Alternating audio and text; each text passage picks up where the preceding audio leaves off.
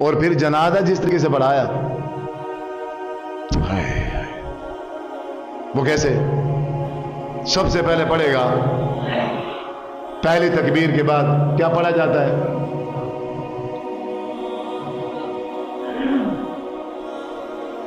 کیا کہے؟ سبحانک اللہم، ثنا پڑھتے ہیں، ثنا۔ اور ثنا کون سی پڑھتے ہیں؟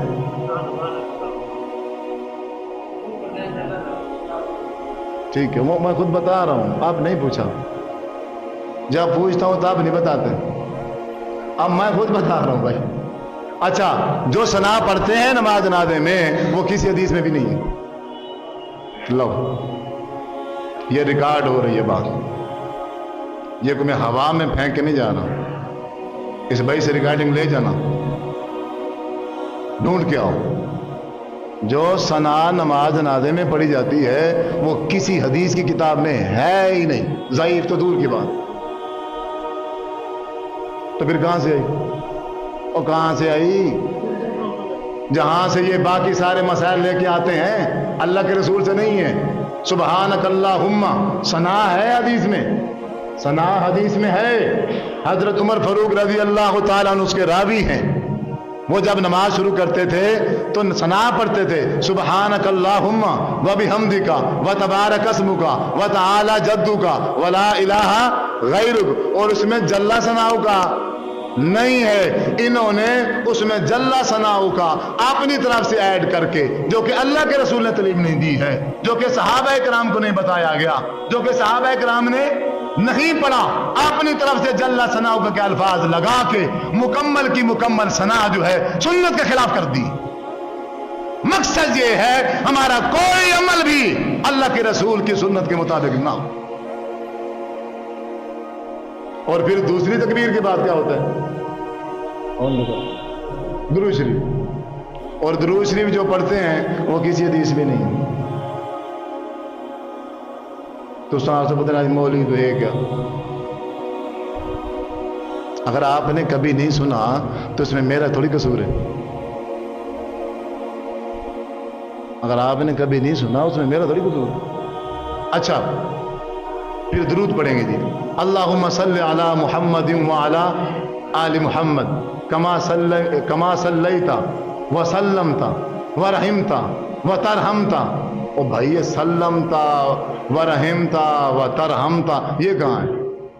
درود شریف تو ہے اللہم صلی علی محمد وعلی آل محمد کما صلیت علی ابراہیم وعلی آل ابراہیم انک حمید مجید، اللہم بارک علی محمد وعلی آل محمد کما بارکت علی ابراہیم وعلی آل ابراہیم انک حمید مجید۔ یا مختلف الفاظ درود کے اور بھی حدیث سے ملتے ہیں، اللہم صلی علی سیدنا و مولانا محمد وعلی آل محمد۔ تو یوں پر چینج ہی کرنے ہیں تو وہ چینج کر جو حدیث سے لفظ ملتے ہیں۔ یہ سلمتا ورحمتا وترحمتا وہ الفاظ ایڈ کر دیے جو حدیث میں نہیں ہیں۔ درود بھی کیا ہو گیا؟ سنت کے، ثنا بھی کیا ہو گئی؟ سنت کے خلاف۔ اور فاتحہ تو ویسے نہیں پڑھی نا، سورۃ فاتحہ تو ویسے ہی نہیں پڑھی، جبکہ آپ صلی اللہ علیہ وسلم نے شاہ فرمایا لا صلاۃ لمن لم یقرأ بفاتحۃ الکتاب، سورۃ فاتحہ کا بغیر تو کوئی نماز ہے ہی نہیں۔ فاتحہ نہیں پڑھی، جنازے میں جہاں سورۃ فاتحہ پڑھنی تھی وہاں فاتحہ نہیں پڑھی، پھر ساری زندگی اور ماں کے لیے فاتحہ خوانی کرتا ہے، پھر ساری زندگی ابا جی کی کیا ہوتی ہے؟ فاتحہ خوانی۔ اب سارے ڈیرہ غازی خان والے مل کر بھی رات دن بیٹھے رہیں اس کے لیے فاتحہ پڑھتے رہیں، تو جنازے میں جو چھوٹی ہے نا، اب تم وہ اس کی جگہ پوری نہیں کر سکتے، نہیں کر سکتے، گمراہ کر دیا ہے۔ جو دین ہے اب وہ دین نہیں لگتا، اور جو دین نہیں ہے، جھوٹ ہے، فراڈ ہے، وہ سب کو یاد ہے، وہ ایسے لگتا ہے یہ سچ ہے۔ اب آپ کو میرے اوپر جو سنت کے مطابق ہیں وہ تو مسکرا رہے ہیں اور باقی پریشان ہیں. آپ پریشان نہ ہوں بلکہ آپ کو مسکرانا چاہیے کہ چلیں دیر سے ہی صحیح اور پتہ تو چلا نا. اب ہے آگے آپ کی ذمہ داری اس کی تصدیق کرنا, اس کی تحقیق کرنا. بات یہ ہے کہ میں جنازے کے بعد ہاتھ اٹھا کے وہی مولوی صاحب, میں نے خود سنا ہے, وہی مولوی صاحب اس میت کے لیے دعا مانگ رہا ہے, اللہم اغفر لہو, میں نے سنا ہے یہی دعا مانگ رہا ہے جنازے کے بعد. بھائی جنازے کے اندر کیوں نہیں مانگی؟ جنازے کے اندر کیوں نہیں مانگی؟ اور جہاں ہمارے نبی نے مانگی ہے وہاں کیوں نہیں مانگی؟ جہاں ہمارے نبی نے مانگی نہیں ہے تو وہاں مانگ رہا ہے. قسم اٹھا رکھی ہے کہ اللہ کے رسول کی مخالفت کر دی. ویسے میں کیوں نہیں کرتا جیسے ہمارے نبی نے کی ہے؟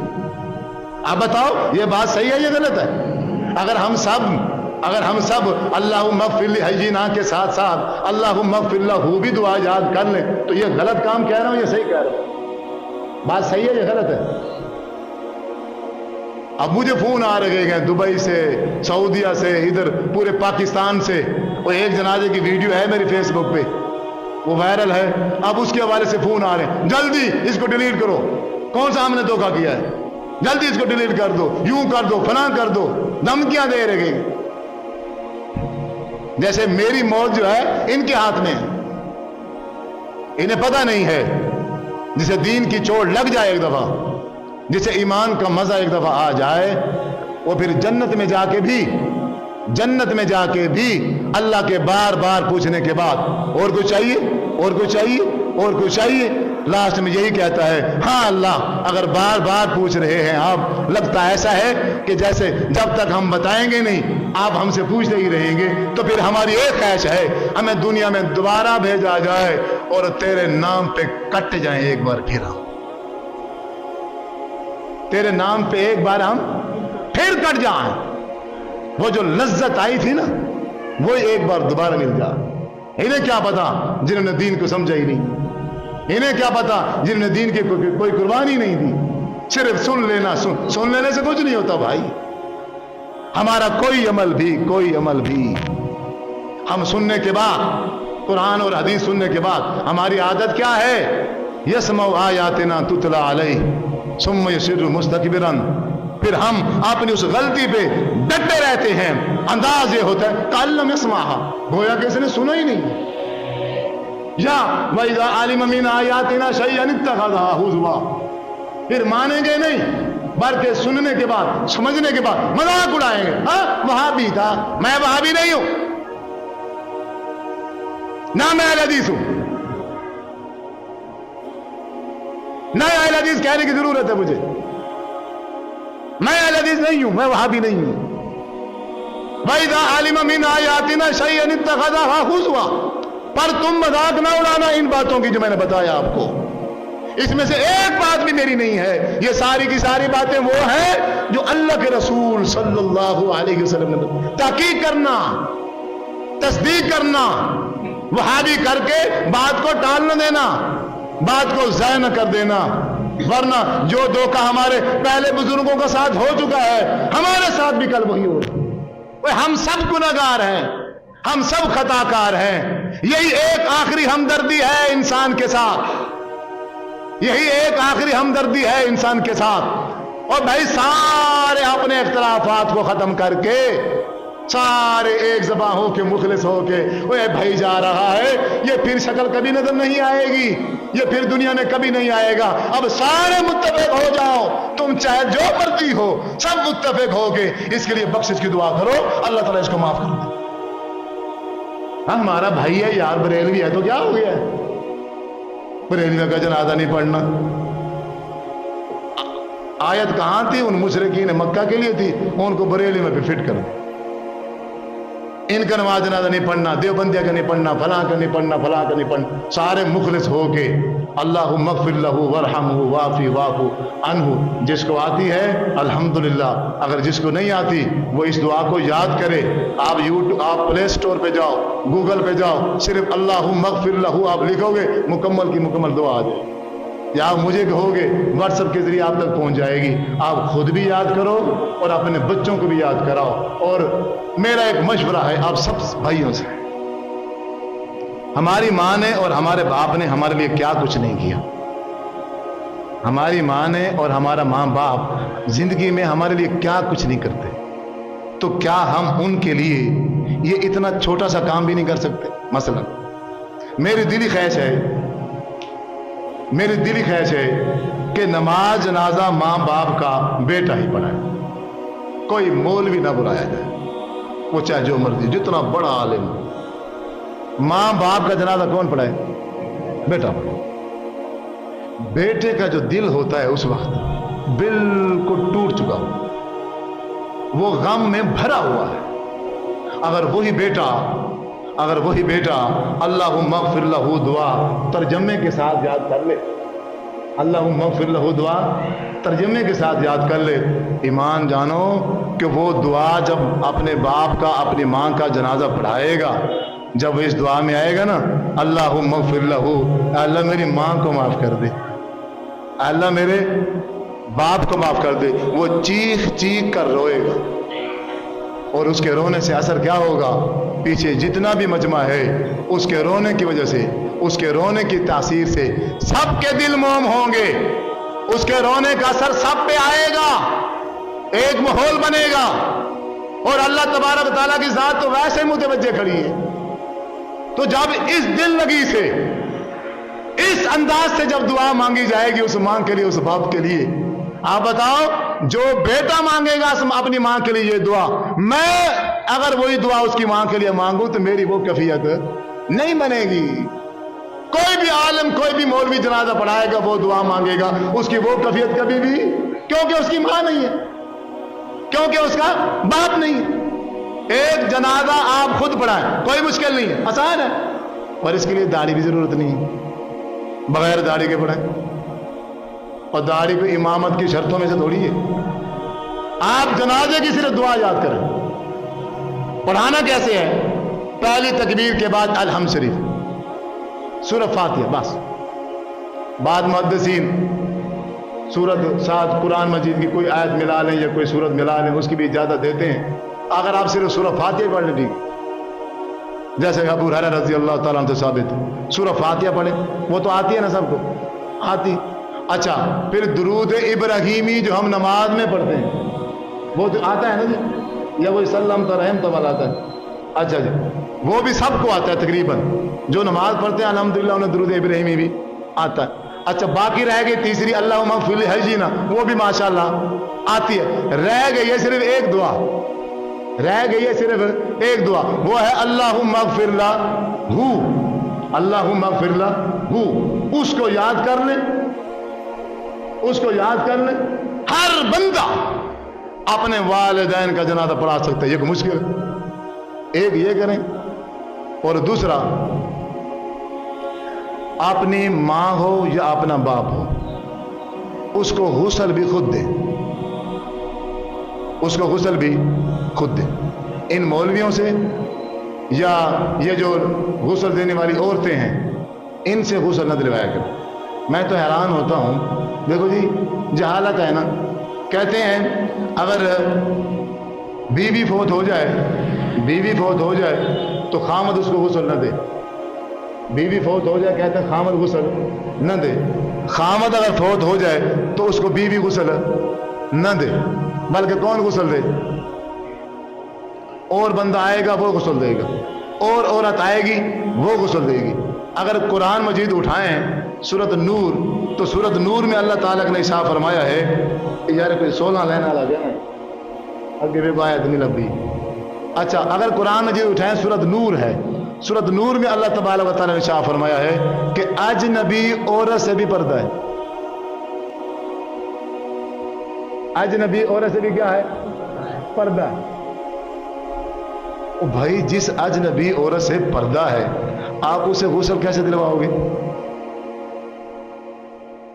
تو ہماری عورتوں کو ساری اجنبی عورتیں غسل دیتی، ہماری عورتوں کو ساری اجنبی عورتیں غسل دیتی. اور سب سے ڈینجر بات، بھائی خامد بیوی کو غسل نہ دے، اور بیوی خامد کو غسل. بلکہ کیا ہوا, روح نکلنے کے بعد کہتے ہیں نکاح ٹوٹ گیا اس کا کیا ہو گیا, نکاح ٹوٹ گیا. اب یہ نہانا غسل دینا تو دور کی بات ہے, اب یہ اس کی چار پائی کو بھی ہاتھ نہیں لگا سکتا. خامد وہاں دور بیٹھا ہے, اور جن کا پہلے ہی نکاح نہیں ہے, جن کا پہلے نکاح نہیں ہے, وہ زندگی میں بھی اس کو ہاتھ نہیں لگا سکتے تھے. وہ قریب ہے, وہ اس کی چارپائی اٹھائیں گے, وہ سب کچھ کریں گے, لیکن جس کا نکاح ہے وہ ہاتھ نہیں لگا سکتا. بھئی وجہ کیا ہے, نکاح ٹوٹ گیا ہے. بھئی اس کا ٹوٹ گیا اور تمہارا ہو گیا ہے. اگر نکاح ہی ٹوٹ گیا ہے تو پھر خامد کے مرنے کے بعد یہ بیوی کو 8واں حصہ کہاں سے ملتا ہے؟ خامد کے فوت ہو جانے کے بعد ہماری ماں کا زمین سے کتنا حصہ ہوتا ہے؟ اگر اولاد ہو تو پھر 8واں حصہ, اولاد نہ ہو تو پھر 4تھا حصہ. تو وہ تو بیوی نہیں ہے, نکاح تو ٹوٹ گیا, ختم ہو گیا.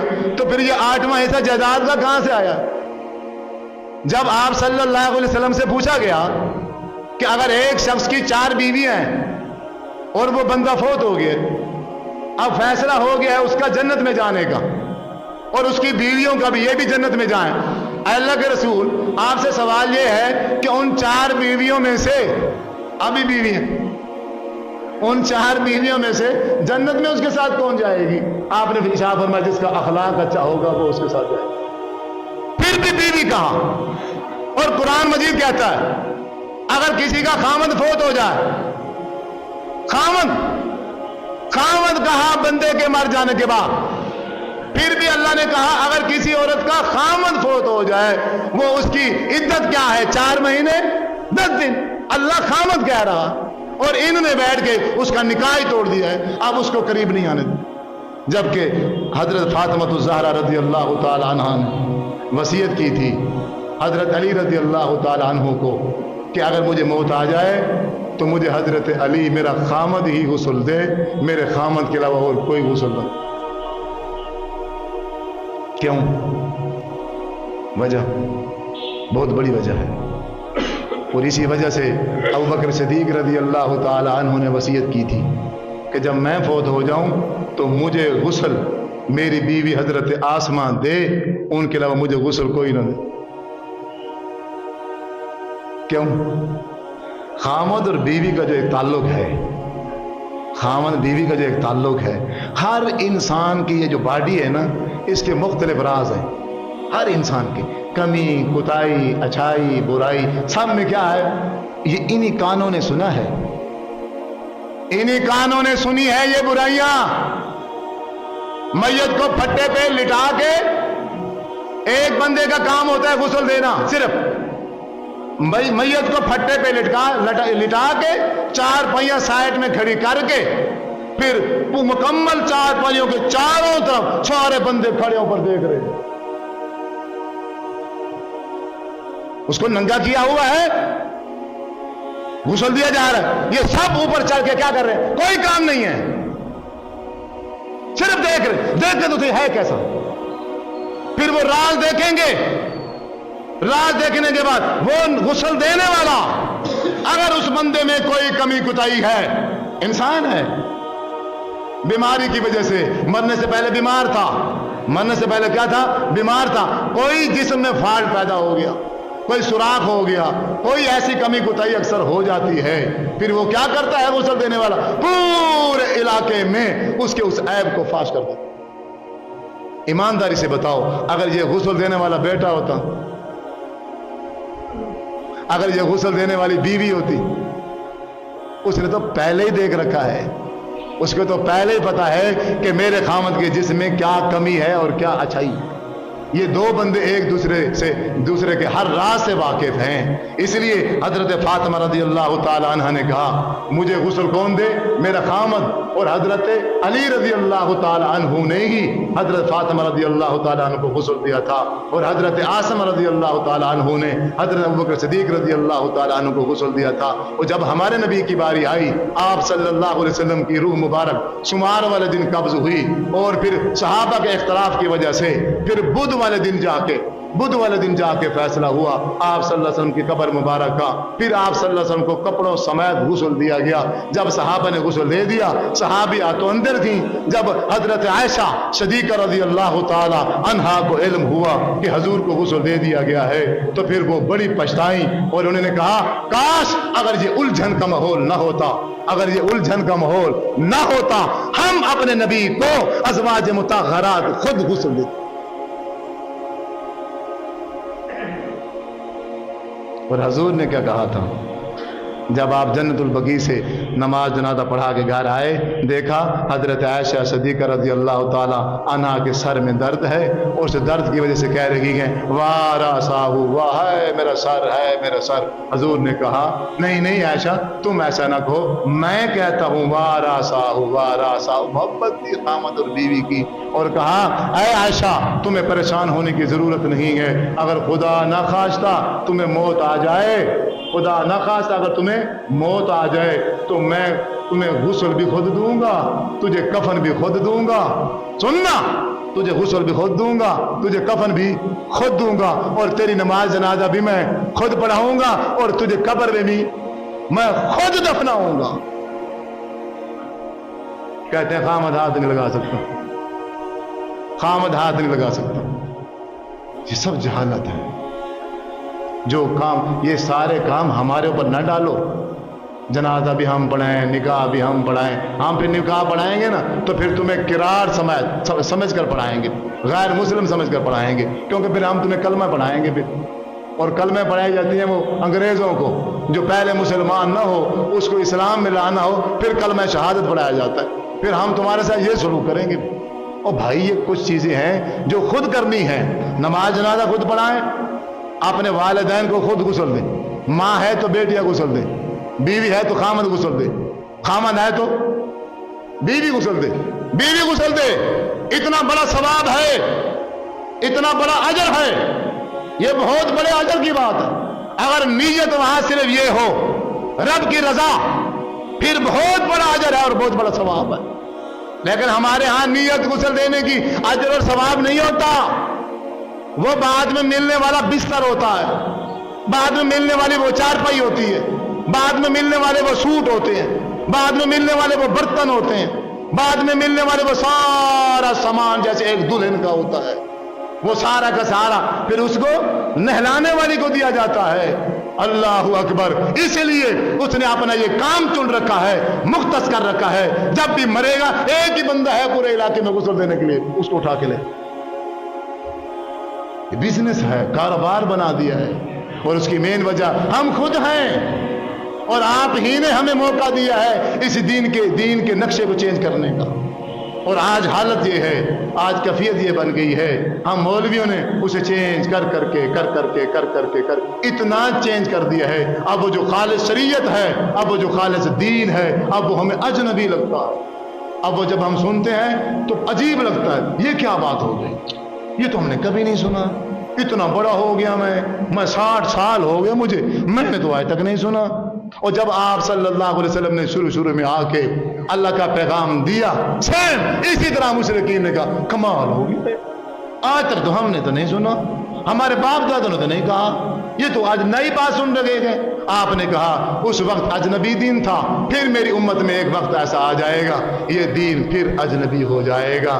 آج وہی وقت ہے, آج وہی ٹائم ہے میرے بھائیوں. دین جو خالص شریعت ہے اس کو اجنبی بنا دیا گیا ہے, اور جو شریعت نہیں ہے, جو جھوٹ ہے, فراڈ ہے, ان مولویوں نے اپنے پیٹ کے چکر کی خاطر سارا سسٹم بنایا ہے. آج وہ دین ہے جو آسمان سے شریعت آئی ہے, اس کا علم ہی نہیں ہے, اس کا ہم سب کا قصور ہے. ہم دین سے دور ہو گئے. باقی علوم ہم 14 سال 16 سال سیکھتے ہیں, بلکہ ساری زندگی سیکھتے ہیں. اگر ہم نہیں پڑھتے تو قرآن مجید کو ترجمے سے نہیں پڑھتے, اگر ہم مطالعے میں نہیں لے کے آتے تو حدیث رسول اپنے مطالعے میں نہیں لے کے آتے. ہمارے گھروں میں, ہماری کاروں میں, ہماری گاڑیوں میں کتابیں پڑھی ہوگی. جو معاشرہ دین سے محبت رکھتے ہیں ان کی گاڑیوں میں کتابیں ہیں, لیکن افسوس ہوتا ہے کہ ان کی گاڑیوں میں پھر بھی قرآن نہیں ہے, پھر بھی قرآن نہیں ہے, پھر بھی حدیث رسول نہیں پڑھا, فضائل اعمال پڑھی ہے, یا کسی مولوی کی لکھی ہوئی اور کتاب رکھی ہوئی ہے. قرآن ترجمے والا نہیں پڑھا، حدیث وہ نہیں پڑھی، حدیث اور قرآن سے تو بالکل ہی دور ہے۔